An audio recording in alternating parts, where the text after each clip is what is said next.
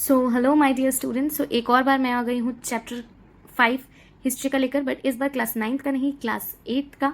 So class 8th का chapter हम करने जा रहे हैं when people revolt. This is one of the important chapters जो आपके पूरे 8th स्टैंडर्ड में इम्पॉर्टेंट है। सो ये हमारी बात हो जाती है when people rebel 1857 and after. Chapter 2 में आपने बहुत सारी पॉलिसीज पढ़ी होंगी ब्रिटिशर्स की, which actually caused major loss of Indians. And बहुत सारी ऐसी पॉलिसीज, बहुत सारी क्या ऑलमोस्ट ऐसी पॉलिसीज लगी थी जो कि बेसिकली इंडियंस के लिए अच्छी नहीं थी। करेक्ट। सो टाइम है मिड 18th सेंचुरी की, when power of nawabs eroded, lost authority and honour. जितने भी राजा थे, जितने भी नवाब्स थे, उन्होंने अपनी अथॉरिटी लॉस्ट कर दी थी against the Britishers. Britishers power में ज्यादा आ गए थे।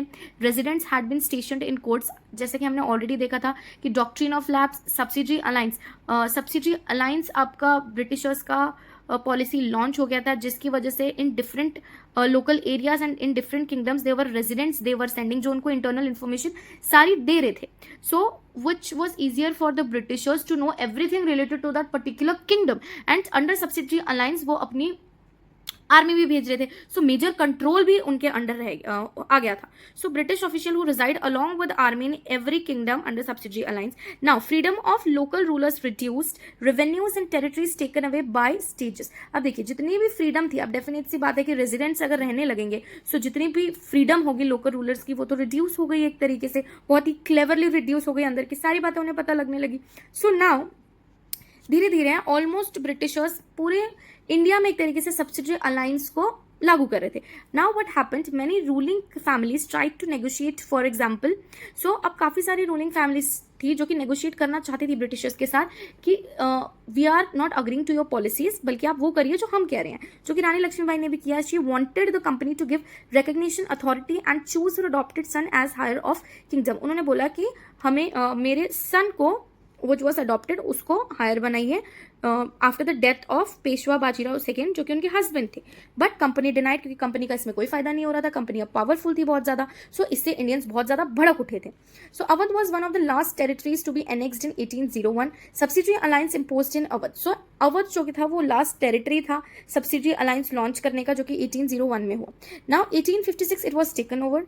1856 में पूरी तरीके से टेकन ओवर कर लिया गया। Reason by government general Dalhousie declare that territory was misgovern. अब ब्रिटिशर्स वाज सो क्लेवर, उन्होंने रीजन क्या दिया कि इस पर्टिकुलर मिसगवर्नेंस हो रहा था पर्टिकुलर जगह पे।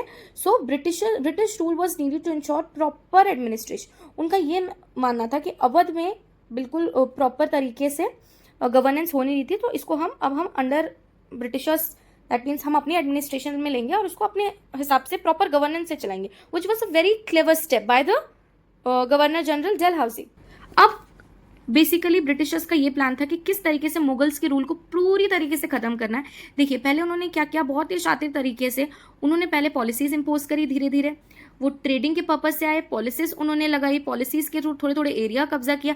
जब थोड़ा थोड़ा करके ऑलमोस्ट पूरे एरिया में उनका रोल हो गया, अब वो प्रॉपर मुगल को उनकी अथॉरिटी से हटाना चाहते थे, मुगल डायनेस्टी को एक एंड में लाना चाहते थे, मुगल डायनेस्टी का एंड करना चाहते थे। सो सबसे पहला स्टेप उन्होंने क्या किया, the name of the Mughal king was remove from the coins minted by the company. Company की तरफ से जो भी मुगल कॉइन मिंटेड था वो उन्होंने रद्द कर दिया basically. Now the name of the Mughal king was remove from the coins minted by the company. अब बेसिक सी बात है कि नेम रिमूव हो गया मतलब पावर रिमूव हो गई। इन 1849 governor general Dalhousie announce that after the death of Bahadur Shah Zafar the family of the king would be shifted out of the red fort. कि बहादुर शाह जफर जो कि लास्ट एम्परर थे, उनको बेसिकली उनकी डेथ के बाद उनकी फैमिली को रेड फोर्ट से हटा दिया जाएगा, उनकी अथॉरिटी खत्म कर दी जाएगी। So this was the second step. Now in 1856 government general Canning decided Bahadur Shah Zafar would be the last king. Last king Bahadur Shah Zafar होंगे। इसके बाद मुगल एम्परर, इसके बाद कोई भी एम्परर नहीं होगा, कोई भी अथॉरिटी में मुगल नहीं आएगा। So this was their rule. Now in So this was the rule, and after his death none of the descendant would be recognized as king. अब इसके मरने के बाद कोई भी king queen नहीं बनेगा, but they will be called as prince or princess. So this was the scenario which was going on. आप इस तरीके से notes बना सकते हैं, इससे छोटा भी बना सकते हैं। I have written it in a elaborated manner ताकि मैं explain अच्छे से कर सकूं, but short notes भी आप बना सकते हैं। Otherwise this one is also useful if you're copying it or making it according to yourself. आ जाते हैं next topic पे। सो क्लास 8 का द पीजेंट एंड द सिपॉयस। अब पीजेंट्स एंड सिपॉयस किस तरीके से एंटर करते हैं इस जगह पे। अब देखिए, कंट्री साइड में क्या हो रहा था, peasants and zamindars resented the high taxes and rigid method of revenues. अब डेफिनेट सी बात है, जहां वो इतना ज्यादा रेवेन्यूज बढ़ा देंगे, इतने ज्यादा टैक्स कर देंगे, तो जितने भी पीजेंट्स थे, जमींदार थे, वो अपना रिसेंटमेंट शो कर रहे थे. रिसेंटमेंट मतलब होता है नाखुशी, अपनी नाखुशी शो कर रहे थे. And they were not happy with the things that was going on in the country side.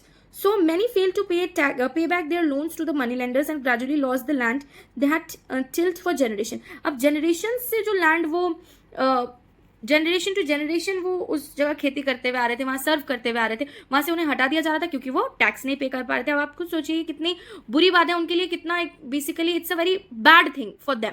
Okay, so अब why they were not happy because high taxes, rigid method of tax collection, lost land tilled for generation. so ये इन चीजों की वजह से उनका resentment show कर रहे थे वो. नाउ अब ये था पीजेंट्स का. अब सिपॉयस अनहैप्पी क्यों थे? एक तो उनका पे अलाउंस अच्छा नहीं था, कंडीशन ऑफ द सर्विसेज अच्छी नहीं थी.